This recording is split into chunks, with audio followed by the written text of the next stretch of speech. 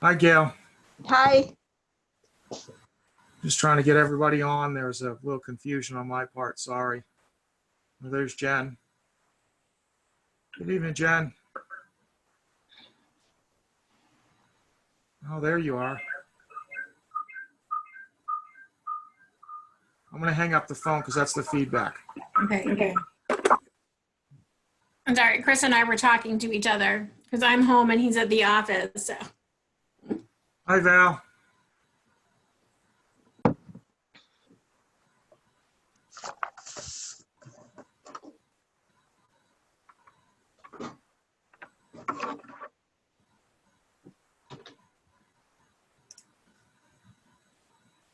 How's everybody doing?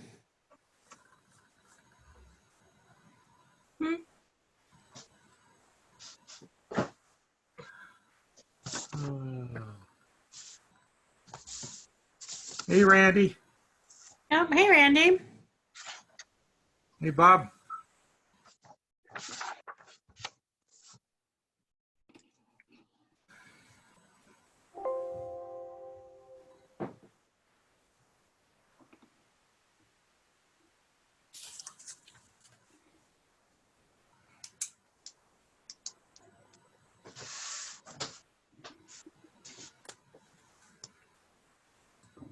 Did everybody have a chance to get outside today? It was beautiful.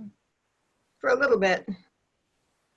I saw, at one point I saw, the highest I saw was 60. I don't know if anybody saw any higher than that. Ooh. On the way back from Old Town, 60 as well. Yeah. Yeah.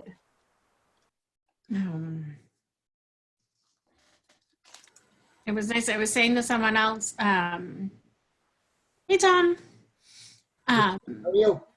It actually felt like warm without like a cold undercurrent. But then I heard that we're supposed to get snow on Friday. Oh, it's Friday instead of Thursday? Oh, maybe it was Thursday. Maybe it was Thursday into Friday. Thursday evening, yep. Uh, Oh yeah, my phone says Thursday. It's My late. fisherman friend says Friday, so he's coming to see me Friday. He says he can't fish in the snow. I don't know. we'll find out. Yep. It's Maine. What are you gonna do? Right. Gotta get better. I know. At least you know at this point that it will melt quickly Yes. if we do get snow. I saw one map that showed us here in Wyndham in the 3 to 6 inch category and one in the 1 to 3 inch. So who knows? I certainly don't. I don't think the meteorologists know either. No. The only job where you can get paid for being wrong. I know. They get as close as they can. Yep.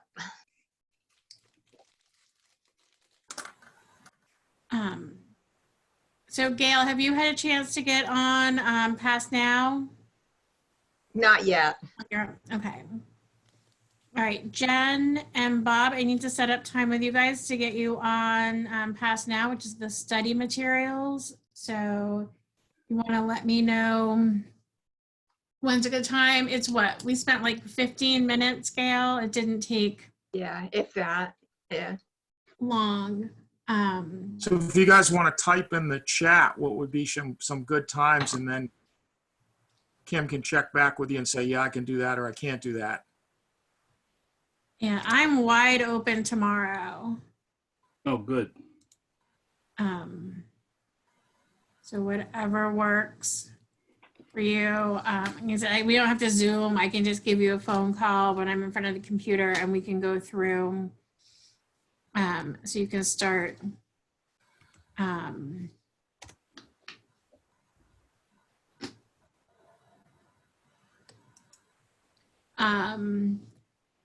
Perfect. Why don't we do Bob at 9:30 What's and that program called? at 10. It's called Pass Now, but you access it from POL. So Bob, I'll give you a call at 9:30 and then I'll call Jen when we're done at about 10. So just log into POL and we'll go through it from there. Gotcha. And then you guys can start studying. And then there'll be in a couple of weeks, you can get in touch with John, there'll be a virtual class. I don't know if they're gonna do full day. I think that's a long time to be sort of sitting at the computer on Zoom, but we'll see.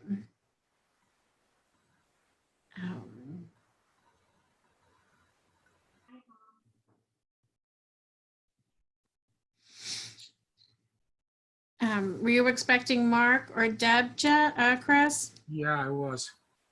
Anybody know the person in the bottom corner? Is that Bill? That's me. Hey, Bill, how are you, buddy? Super, man. How are you? Good. I'm just going to change your name so it doesn't say Alice. Okay. Yeah. This was her phone for a while. It's my mom. Oh, cool. All right. So, Kim, why don't we get started? Do you want me to share that brochure with everybody? The Life Solutions, Yeah. the power or yeah, but if you want to do it and kind of click through, we can go through it. All right. Can everybody see? Can you just put your hand up if you can see that life operations solution? All right. Good. So Kim's going to talk you through this.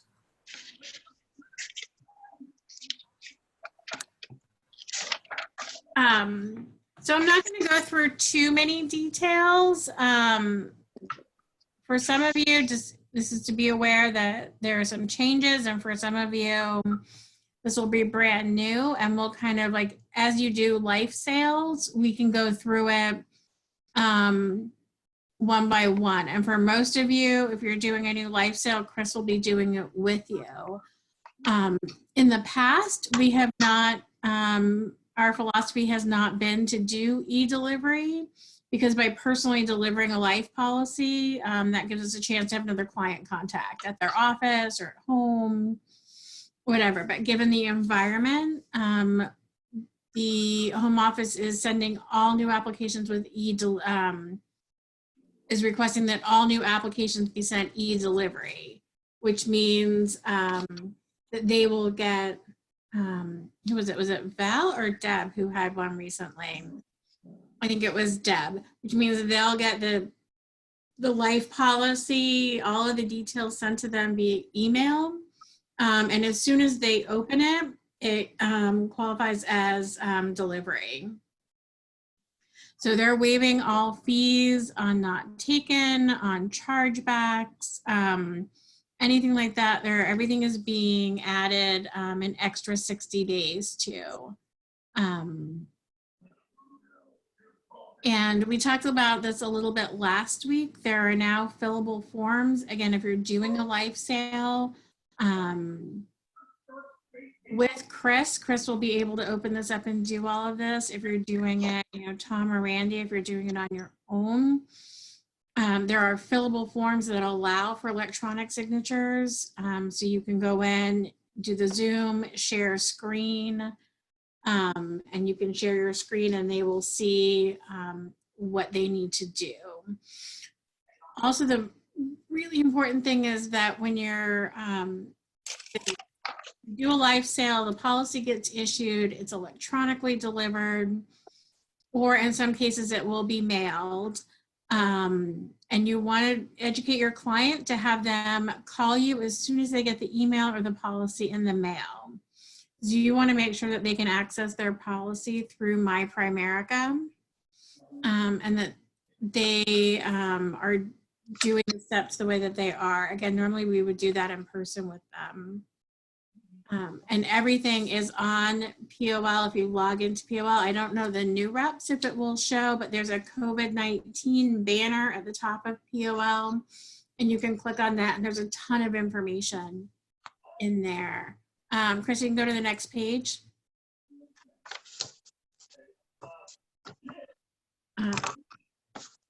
This is just telling you all of the fillable forms that are available.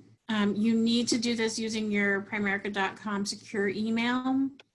And you can email the forms to the client, they can fill them out and just send them right back to you. So a multi-purpose change form, the PLA 21. Again, if you need to do those, we will walk you through it. And obviously we are sending everything to the US.life forms because we're not in New York or Canada. And again, all of these instructions are in COVID-19 Resource Center. We just want you to know that there's a change. So for some of you, this will be different. And for some of this will be all you know going forward. Next page, Chris.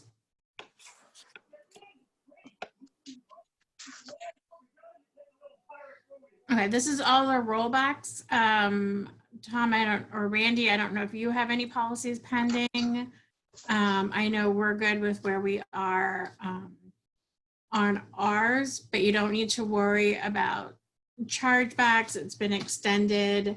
Any policies that you do going forward, it will be a longer chargeback period or not taken, declines, withdrawals, all of that. Will be waived for 60 days.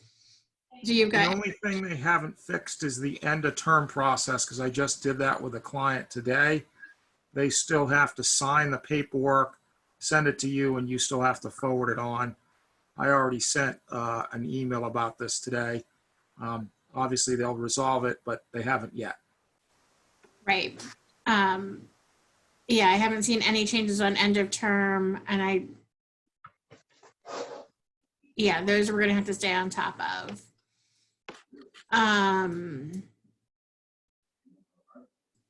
So the big thing is Life Manager will not reflect the extended date on policies with no new activity, but it is there. So you can go in and put a comment in there and just let people know what you're doing, that you're having trouble getting in touch with reaching the client or that you're working on it. I think there's one more page, Chris.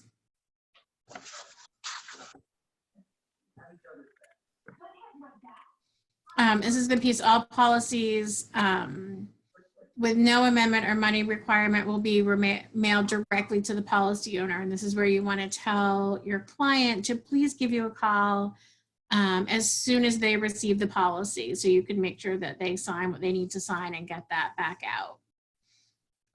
We also will be reviewing in Life Manager, so we will know when a policy has been issued and we'll make sure that we're following up on you.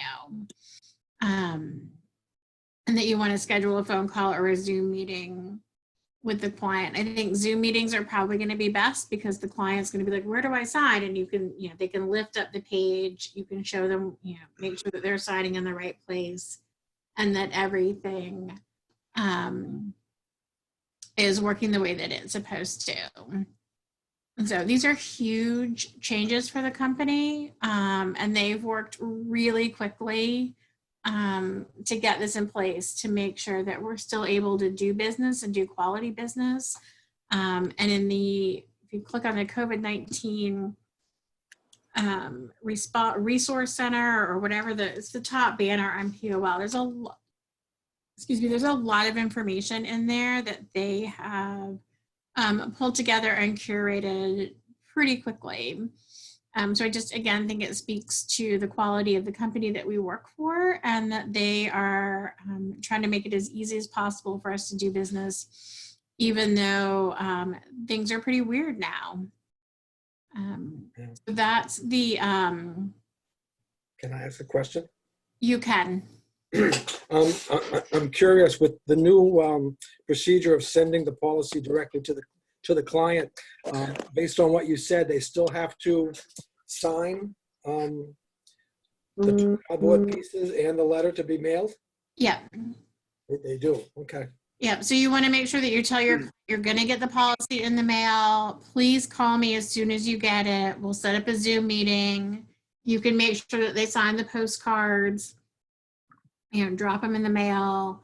The signature sheet.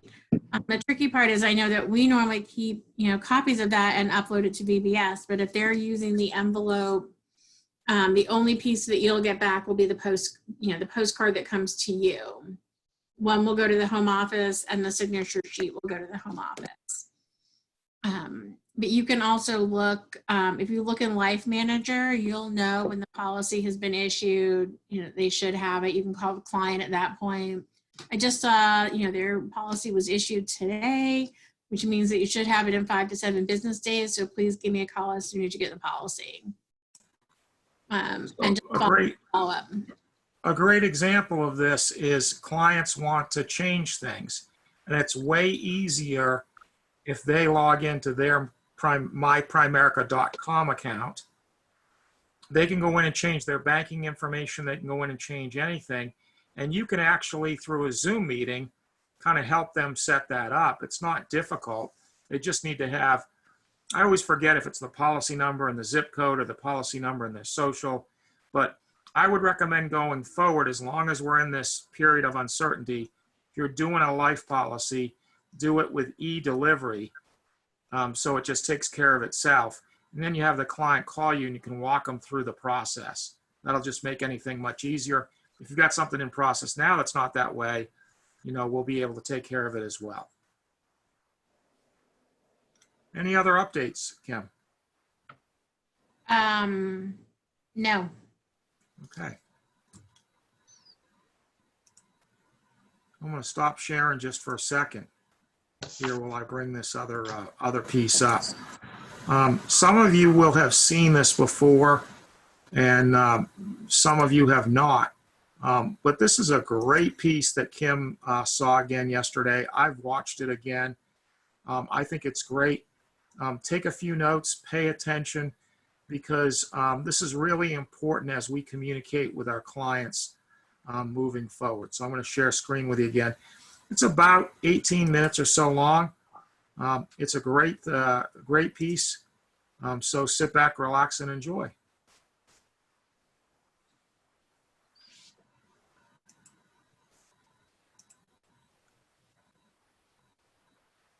If I can get it to play.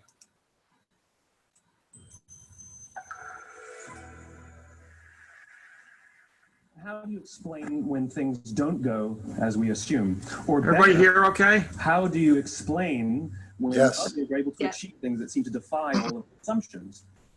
For example, why is Apple so innovative? Year after year after year after year, they're more innovative than all their competition. And yet they're just a computer company. They're just like everyone else. They have the same access to the same talent, the same agencies, the same consultants, the same media. Then why is it that they seem to have something different? Why is it that Martin Luther King led the civil rights movement? He wasn't the only man who suffered in a pre-civil rights America, and he certainly wasn't the only great orator of the day. Why him?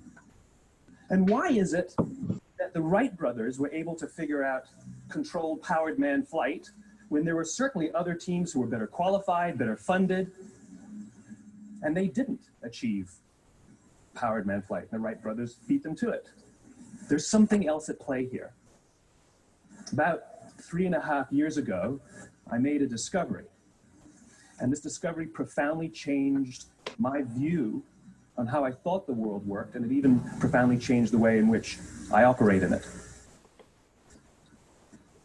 As it turns out, there's a pattern. As it turns out, all the great and inspiring leaders and organizations in the world, whether it's Apple or Martin Luther King or the Wright brothers, they all think, act, and communicate the exact same way, and it's the complete opposite to everyone else. All I did was codify it. And it's probably the world's simplest idea. I call it the golden circle.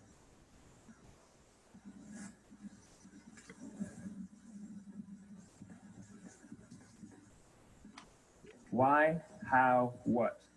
This little idea explains why some organizations and some leaders are able to inspire where others aren't. Let me define the terms really quickly.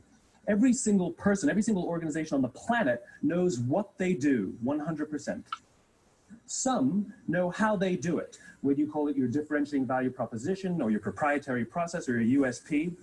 But very, very few people or organizations know why they do what they do. And by why, I don't mean to make a profit. That's a result. It's always a result. By why, I mean what's your purpose? What's your cause? What's your belief? Why does your organization exist? Why do you get out of bed in the morning? And why should anyone care? Well, as a result, the way we think, the way we act, the way we communicate is from the outside in. It's obvious. We go from the clearest thing to the fuzziest thing. But the inspired leaders and the inspired organizations, regardless of their size, regardless of their industry, all think, act, and communicate from the inside out. Let me give you an example. I use Apple because they're easy to understand and everybody gets it. If Apple were like everyone else, a marketing message from them might sound like this. We make great computers. They're beautifully designed, simple to use, and user-friendly. Want to buy one? Meh. And that's how most of us communicate. That's how most marketing is done. That's how most sales is done. And that's how most of us communicate interpersonally. We say what we do. We say how we're different or how we better, and we expect some sort of behavior, a purchase, a vote, something like that. Here's our new law firm. We have the best lawyers with the biggest clients. We have, we always perform for our clients, do business with us. Here's our new car. It gets great gas mileage. It has, leather seats. Buy our car. But it's uninspiring. Here's how Apple actually communicates. Everything we do, we believe in challenging the status quo. We believe in thinking differently. The way we challenge the status quo is by making our products beautifully designed, simple to use, and user-friendly. We just happen to make great computers. Want to buy one? Totally different, right? You're ready to buy a computer from me. All I did was reverse the order of the information. What it proves to us is that people don't buy what you do, people buy why you do it. People don't buy what you do, they buy why you do it. This explains why every single person in this room is perfectly comfortable buying a computer from Apple. But we're also perfectly comfortable buying an MP3 player from Apple, or a phone from Apple, or a DVR from Apple. But as I said before, Apple's just a computer company. There's nothing that distinguishes them structurally from any of their competitors. Their competitors are all equally qualified to make all of these products. In fact, they tried. A few years ago, Gateway came out with flat screen TVs. They're eminently qualified to make flat screen TVs. They've been making flat screen monitors for years. Nobody bought one.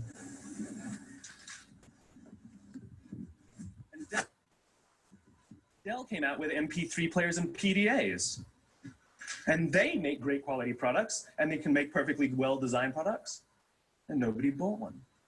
In fact, talking about it now, we can't even imagine buying an MP3 player from Dell. Why would you buy an MP3 player from a computer company?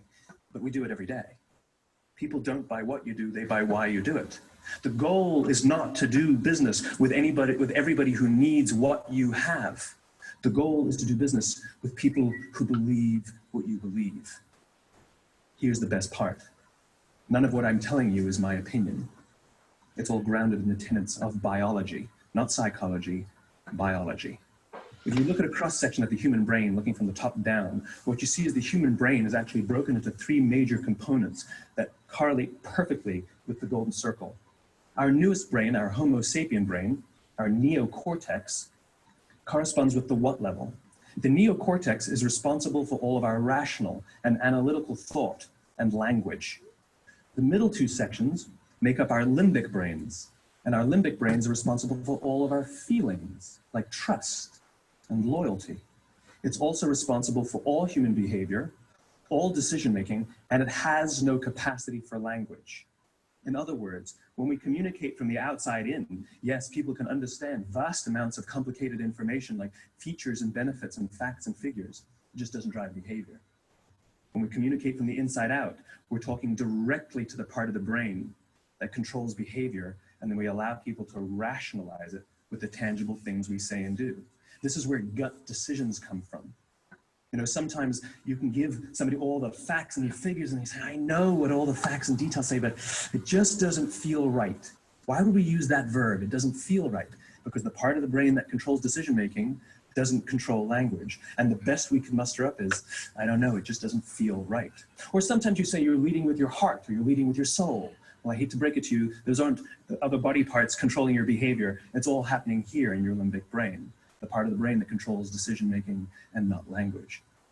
But if you don't know why you do what you do, and people respond to why you do what you do, then how will you ever get people to vote for you or buy something from you, or more importantly, be loyal and want to be a part of what it is that you do?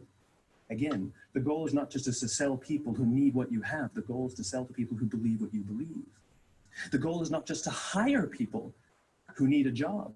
It's to hire people who believe what you believe.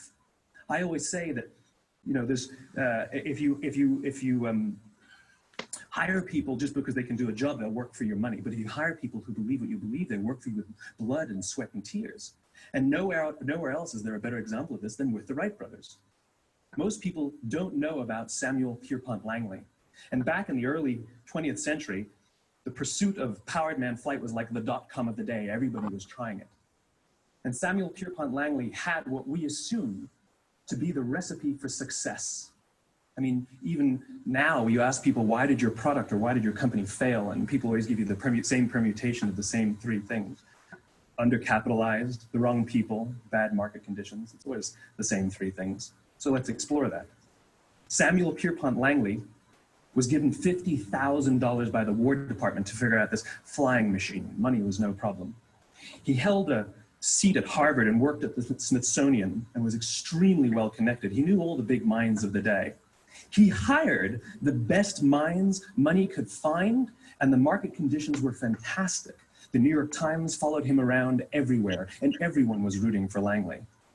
And how come we've never heard of Samuel Pierpont Langley? A few hundred miles away in Dayton, Ohio, Orville and Wilbur Wright. They had none of what we consider to be the recipe for success. They had no money. They paid for their dream with the proceeds from their bicycle shop. Not a single person on the Wright brothers team had a college education, not even Orville or Wilbur. And the New York Times followed them around nowhere. The difference was Orville and Wilbur were driven by a cause, by a purpose, by a belief. They believed that if they could figure out this flying machine, it'll change the course of the world. Samuel Pierpont Langley was different. He wanted to be rich and he wanted to be famous. He was in pursuit of the result. He was in pursuit of the riches. And lo and behold, look what happened. The people who believed in the Wright brothers' dream worked with them with blood and sweat and tears. The others just worked for the paycheck. And they tell stories of how every time the Wright brothers went out, they would have to take 5 sets of parts because that's how many times they would crash before they came in for supper. And eventually on December 17th, 1903, the Wright brothers took flight. And no one was there to even experience it. We found out about it a few days later. And further proof that Langley was motivated by the wrong thing, the day the Wright brothers took flight, he quit. He could have said, that's an amazing discovery, guys. Now we'll improve upon your technology. But he didn't. He wasn't first. He didn't get rich. He didn't get famous. So he quit. People don't buy what you do, they buy why you do it. And if you talk about what you believe, you will attract those who believe what you believe. Well, why is it important to attract those who believe what you believe? Something called the law of diffusion of innovation. And if you don't know the law, you definitely know the terminology. The first 2.5% of our population are our innovators. The next 13.5% of our population are our early adopters. The next 34% are your early majority, your late majority, and your laggards. The only reason these people buy touch-tone phones is because you can't buy rotary phones anymore. We all sit at various places at various times on the scale, but what the law of diffusion of innovation tells us is that if you want mass market success or mass market acceptance of an idea, you cannot have it until you achieve this tipping point between 15 and 18% market penetration. And then the system tips. And I love asking businesses, what's your conversion on new business? And they love to tell you, oh, it's about 10% proudly. Well, you can trip over 10% of the customers. We all have about 10% who just get it. That's how we describe them, right? That's like that gut feeling, oh, they just get it. The problem is how do you find the ones that just get it before you're doing business with them versus the ones who don't get it? So it's this here, this little gap, that you have to close, as Geoffrey Moore calls it, crossing the chasm. Because you see, the early majority will not try something until someone else has tried it first. And these guys, the innovators and the early adopters, they're comfortable making those gut decisions. They're more comfortable making those intuitive decisions that are driven by what they believe about the world and not just what product is available. These are the people who stood online for 6 hours to buy an iPhone when they first came out, when you could have just walked into the store the next week and bought one off the shelf.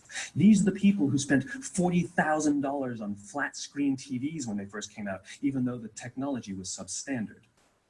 And by the way, they didn't do it because the technology was so great. They did it for themselves. It's because they wanted to be first. People don't buy what you do, they buy why you do it. And what you do simply proves what you believe. In fact, people will do the things that prove what they believe. The reason that person bought the iPhone in the first 6 hours, or stood in line for 6 hours, was because what they believed about the world and how they wanted everybody to see them. They were first. People don't buy what you do, they buy why you do it. So let me give you a famous example, a famous failure and a famous success of the law of diffusion of innovation. First, the famous failure. It's a commercial example. As we said before a second ago, the recipe for success is money and the right people and the right marketing conditions, right? You should have success then. Look at TiVo. From the time TiVo came out about 8 or 9 years ago to this current day, they are the single highest quality product on the market. Hands down, there is no dispute. They were extremely well funded. Market conditions were fantastic. I mean, we use TiVo as a verb. I TiVo stuff on my piece of junk Time Warner DVR all the time. But TiVo is a commercial failure. They've never made money. And when they went IPO, their stock was at about $30 or $40 and then plummeted, and it's never traded above 10. In fact, I don't think it's even traded above 6, except for a couple of little spikes. Because you see, when TiVo launched their product, they told us all what they had. They said, we have a product that pauses live TV, skips commercials, rewinds live TV, and memorizes your viewing habits without you even asking. And the cynical majority said, we don't believe you. We don't need it. We don't like it. You're scaring us. What if they had said, if you're the kind of person who likes to have total control over every aspect of your life, boy, do we have a product for you. It pauses live TV, skips commercials, memorizes your viewing habits, et cetera, et cetera. People don't buy what you do, they buy why you do it, and what you do simply serves as the proof of what you believe. Now let me give you a successful example of the law of diffusion of innovation. In the summer of 1963, 250,000 people showed up on the Mall in Washington to hear Dr. King speak. They sent out no invitations, and there was no website to check the date. How do you do that? Well, Dr. King wasn't the only man in America who was a great orator. He wasn't the only man in America who suffered in a pre-civil rights America. In fact, some of his ideas were bad, but he had a gift. He didn't go around telling people what needed to change in America. He went around and told people what he believed. I believe, I believe, I believe, he told people. And people who believed what he believed took his cause and they made it their own, and they told people. And some of those people created structures to get the word out to even more people. And lo and behold, 250,000 people showed up on the right day, on the right time to hear him speak. How many of them showed up for him?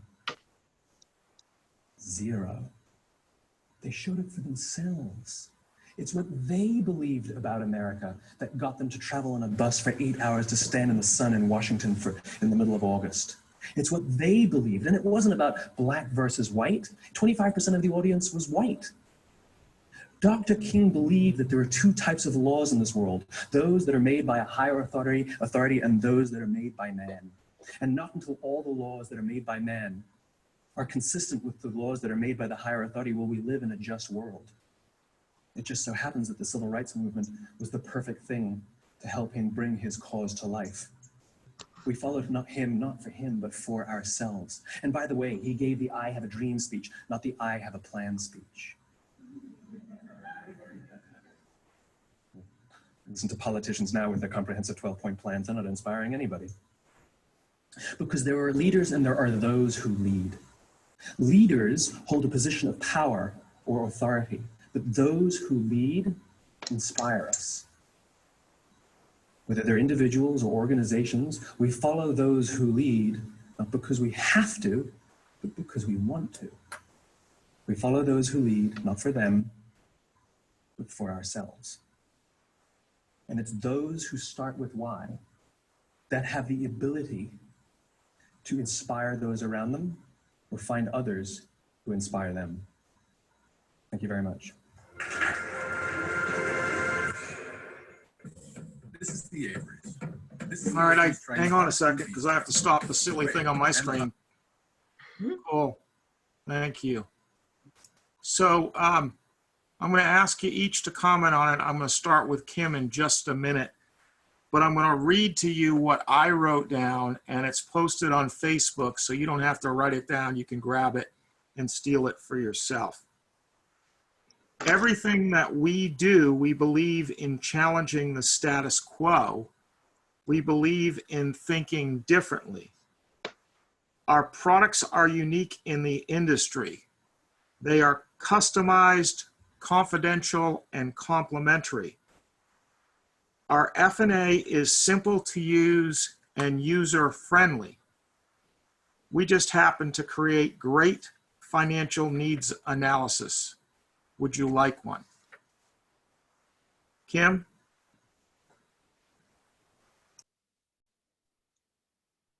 You need to turn your mic on. Got it.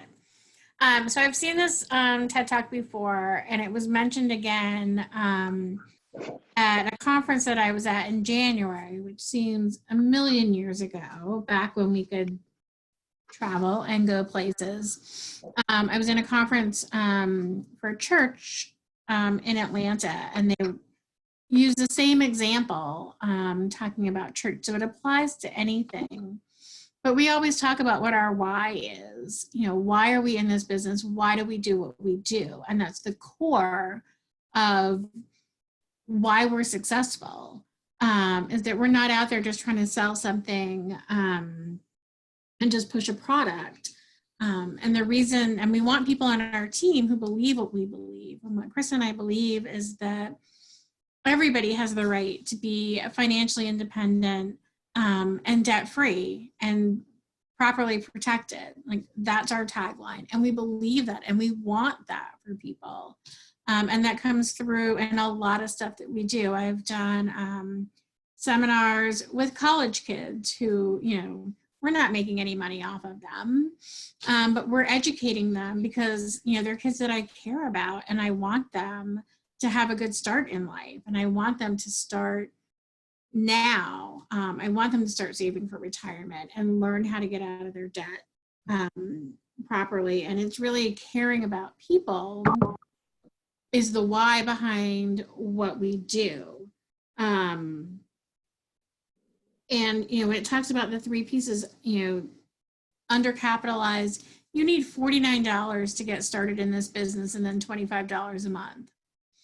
Yeah, that's doable for most people. You don't need $1 million to go like you do to go buy a McDonald's franchise. You need $49, $25 a month, and 8 to 10 hours a week. And most people have a lot more than that right now. You need people.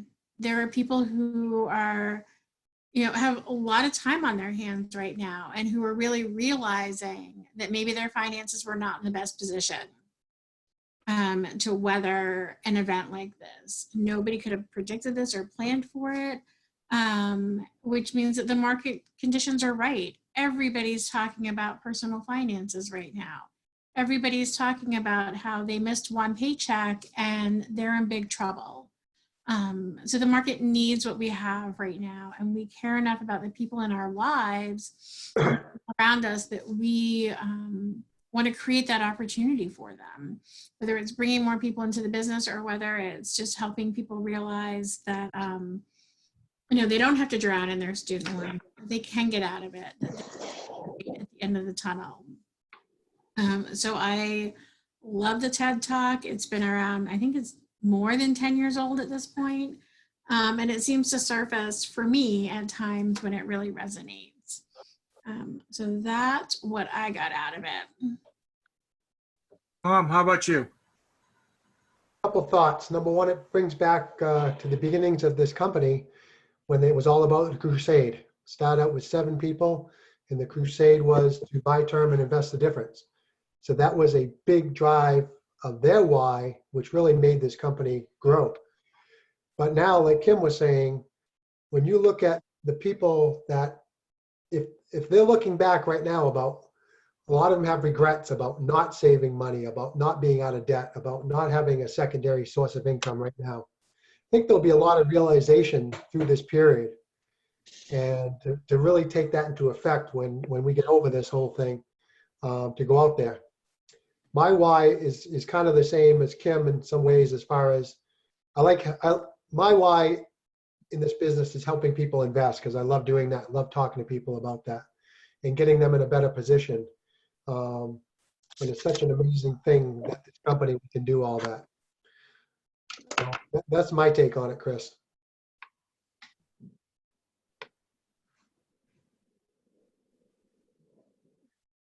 Sorry, I didn't unmute myself. Thanks, Tom. Randy?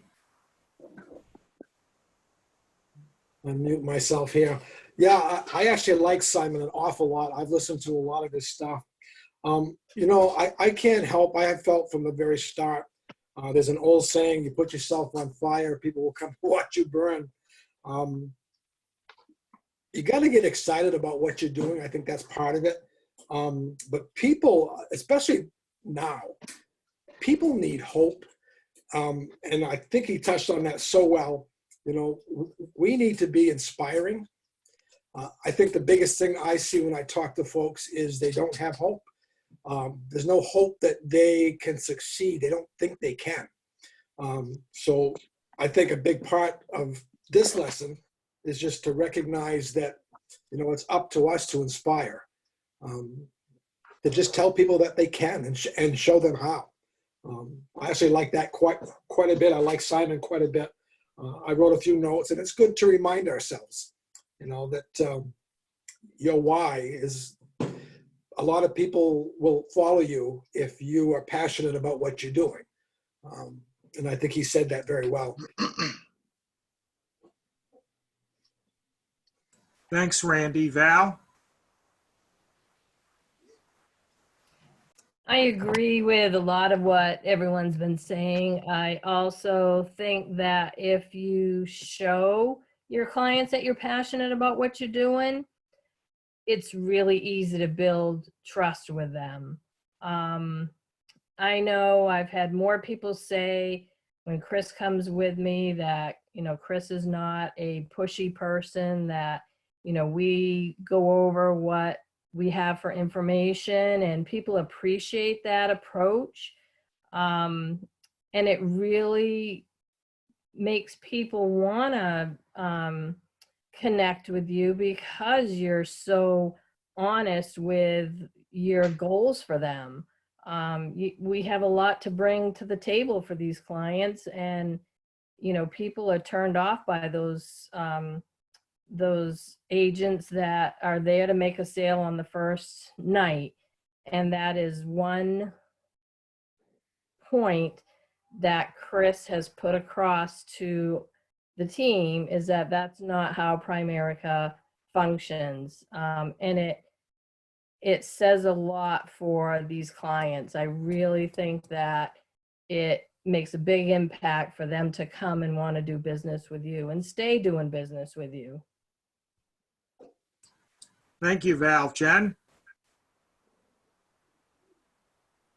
So I'm new, but what I really took from that is what I want to, why is to help people kind of find a way, even if it's a small way, to not only find a better way for financial stability, but to kind of teach them, because a lot of people don't understand, don't know how to get there. So I think that was my biggest why. Thank you, Jen. Gail? I actually like Simon Sinek too. I've heard him I've heard that exact one before too. Yeah, you get your why is important. Having a passion or a cause, I think too, is important. And other than that, you guys have said a lot of stuff that I would have said, so. Thank you, Gail. Bob? You're welcome. I believe the why is if you believe in something strong enough and you're passionate about it, it'll rub off. And that's what I got out of it. Thank you, Bob. Bill's been with us for 20 minutes and a half, so put you on the spot. Thanks. Oh, absolutely. If you ask me, that's one of the best TED Talks out there, because I don't think a lot of people actually do connect with their why. And that's just a great lesson for a lot of people. For a lot of years, this is something that I've been wrestling with in my mind, what poor finances makes people do and lose out on. An example would be, the parent who's working 2 or 3 jobs and they're missing out on time with their kids. That kills me. And this is not being taught in the proper places. So being a part of a team that is to educate people on how to get their finances in order, to feel good about their finances, to be on top of their finances, I can't think of anything better, because that is the why. It's what brings that relief and that time to do what really is important for everybody, for each of us, which is spending the time on things that we want to do or with the people that we want to be with, and instead of having to go to our second job or not be in a position where you can provide things for your children or your family. So for me, that just hits the nail right on the head. So yeah, Thank you, Bill. yeah, anybody who's been in this business more than 24 hours, I think you've all heard us talk about our why. It's something that's core to the company. And Chris and I have, been in business with Primerica for, I will be 25 years this year.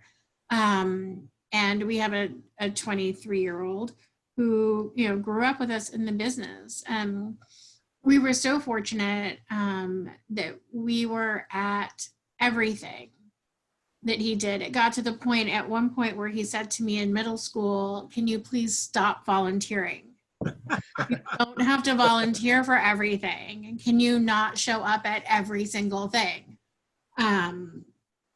So, we were in that position where we were at every performance. Every time the school needed a volunteer, I went and did recess once a week. Because we were in that position where we were able to do that. And that was our why for a really long time, was focused on us. And now, he's 23, he's in grad school. He doesn't need me to volunteer for things anymore. And our why has just really shifted. It always has been about other people, but we want people to have the life that we have. The fact that we haven't really blinked during this whole, COVID-19 lockdown. Like, it's weird. Like, normally Chris would be golfing and we would have trips planned, and I have about 7 concerts that have been canceled in the next 2 months. So socially and personally, but from a business perspective, we work for a company that reacted instantly. They didn't say, "Oh, we're just going to wait this out and, everything will be back to normal in 2 weeks." They have from day one, started putting things in process so that we could keep doing business. Helping us, get everybody educated on Zoom so that we haven't really had an interruption in our business. And in fact, our business is growing. I mean, the fact that there are 4 brand new people on our team this month is amazing. And I think it's really, we're so excited for you guys. We're so excited for you to have the opportunity to change people's lives and change your own life. And that's really the beautiful part of what we do, is that we get to make money and have ownership of our time by helping other people. And I don't know any other business where people get to do that. Where you have this opportunity to live your dreams by making other people's dreams come true.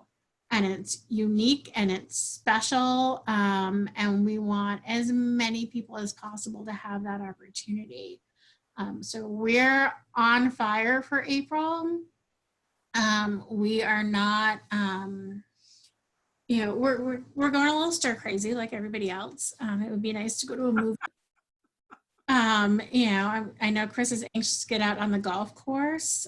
So those things are, bothering us a little bit, but from a business perspective, we are so excited. And we're ready to hit April running. We want to, we think this is going to be our 10 by 10 month. We already have 2 recruits in the books for the month. And if everybody on here who's on our team did 1 recruit and 1 life sale, we would blow this up. And we would have so many more people who have this opportunity.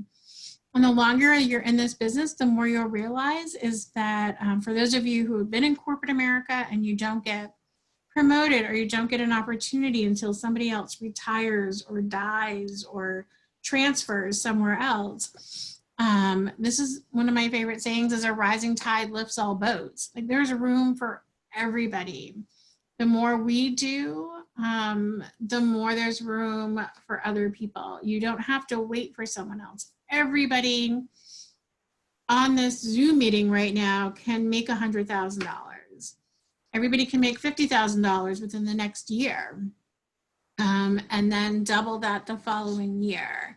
There's no, you have to get your licenses and you have to be compliant, but there's no limits to what you can do.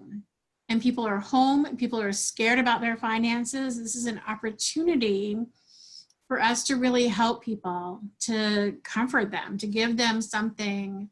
We're looking at this going on till the end of May.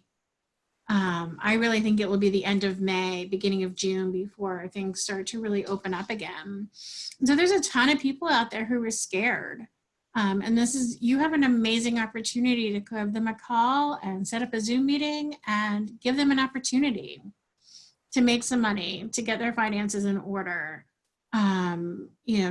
to identify what their dreams are. People are scared. They're not dreaming right now. They're just worried about survival. And so we have an amazing opportunity right now, and we're just super excited to hit April and make it a really powerful month and really make a difference in people's lives. So, Chris? So, as you can see, I want to be in San Francisco right now. I'd like to be there playing golf with my dad and my sister, but obviously that is not possible. So here are 2 incentives for the month that we're putting out there for all of the new folks. If you do 1 by 1, you're going to get another $300 that's going to be put in the bonus pool. That's for when you get licensed. And if you do every 1 by 1 you do, there's $300 that goes in that. But here's what Kim and I are adding to that. If you do 1 by 1, your hotel room on Friday night is going to be paid for at our next school. And then if you do 2 by 2, and we're encouraging you all to bring your spouses, that night you're going to have a special dinner with a special guest that we're not sure who it is yet. But you will love them. It'll either be Dan and Kate DeFeo, or Todd and Lizette Casilli, or Jane and Peter Harris, all folks that make well over 100,000 in our business and can teach you a ton. So your personal goals for the month, and really to become a district leader and be really where you want to be in 30 days, because right then you're going to be able to take the test and be done with it. You want to do 3 by 3, okay? And I will come up with something equally crazy by next week for 3 by 3. So 1 by 1 puts $300 in your bank account, get your hotel room paid. 2 by 2 gets you $600 in your bank account, and dinner with a special guest speaker. And I have no idea yet what 3 by 3. Maybe you can all go over to Auntie Cheryl's and spend some time. Kim will understand that. The rest of you won't, but that's okay. And we'll create something great. I truly believe with Kim that we're going to do 10 by 10. And by the way, we get a banner at the school once we do 10 by 10. There hasn't been anybody in Maine that has done 10 by 10 in 20 years, guys, in 20 years. So this could be an absolutely amazing month. We're obviously going to get some special recognition at the school if we do that. And this is not a personal goal. This is a team goal. And like everything else that's team, it's in pieces. If we all kind of do our part, we'll get this done. So I know a few of you have meetings with Kim tomorrow, and I know I'm talking with Gail tomorrow night. Yep. Just think about, I would, you know, who are the folks that you know that are struggling or that got laid off as part of this process? They should all spend 15 minutes with us on Zoom. And this has always been my opinion. If we get an opportunity just to talk with them, I really don't care what decision they make at the end. But I can tell you, after doing this for 25 years, 80% of the people I sit down with want to move forward, either to get a plan done or to come work with our business. And we have a great, you know, we got, what, about 24 days left in the month. We have a great opportunity to see a whole bunch of people in a really short period of time. Any comments or questions from the peanut gallery? My daughter, is gonna do it at Saturday morning if you're still available. Okay, we'll make that work, and we'll talk about that tomorrow night, Gail. Okay. Anyone else? Yes, quick question if you would. Yes, sir. Technical one in a way. The RMD has been pushed back for over 72. How about people that are 70 and a half? Do you know if that got pushed back? During this year, they do not have to take their RMD. For 70 and a half. Correct. Awesome, thank you. Anyone else? Hey, Chris, for the new guy here, in terms of the study materials for the exam, what should we connect later or? Are you available at 10:30 tomorrow morning? Yes. I will have Kim give you a call as the third person. Kim, I've got Bill's number right here. Okay. Bill, have you already gone on POL? Yes. Done that? Okay, perfect. Okay, so yep, I will call you at 10:30 tomorrow, and we will get you, you start at POL, and I will walk you through how to get to the study materials. Everything is online. It's pretty user-friendly. And I think with 4 of you, there'll be 4 of you studying. We're definitely going to do some incentives around that. Oh, great. Who can, because you can't actually take your test just yet. Testing centers are closed, but we're going to do, we're going to have some pretty big incentives for whoever gets the first pass, who's spending the most time studying, and we're going to come up with that so we can get you guys all ready. And as soon as that's open, we're going to get you guys tested and licensed and out there. Awesome.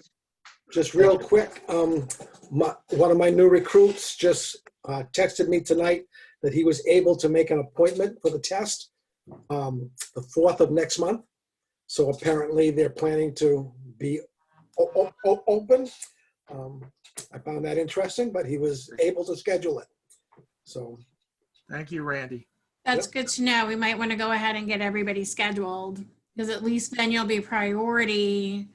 Or if they have to cancel and move you out, you'll still be scheduled and be you'll be priority for the next date. So we'll probably do that tomorrow as well.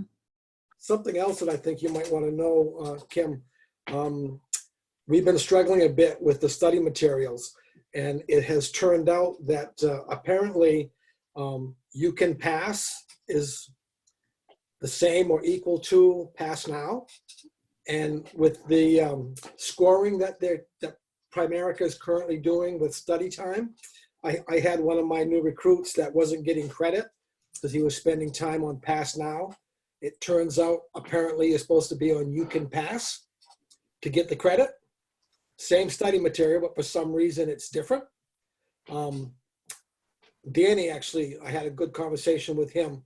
He explained that apparently it was new to him too. that You Can Pass is apparently different from Pass Now in terms of recording the time that people spend. Thought you might want to know that.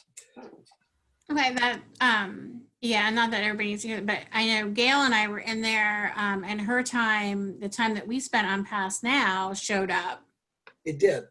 It was like 7 minutes, like the time that Gail and I went, I walked her through how to get in, and you were in there for a bit of time Interesting. to record it and show up. So Randy, my concern is that your guy found a way to not go into Primerica Online and then access it. If he was accessing it directly to the site, then it wasn't recording. Yeah, I actually wonder if he didn't register. No idea. Yeah, but anyway, Yeah, because everybody that we've had has used Pass Now, and we can see how much time they're in there. and it does show up. Interesting. Okay. So- Anybody else? All right, so we'll see you all next Tuesday, same bat time, same bat channel. Thank you, Work Chris. this week, set Thank some you, Tim. appointments. You're very welcome, Randy. We'll see you on Saturday, buddy. Take care. Have a great night. Sure, everybody. You too. Thank you. Bye. Bye.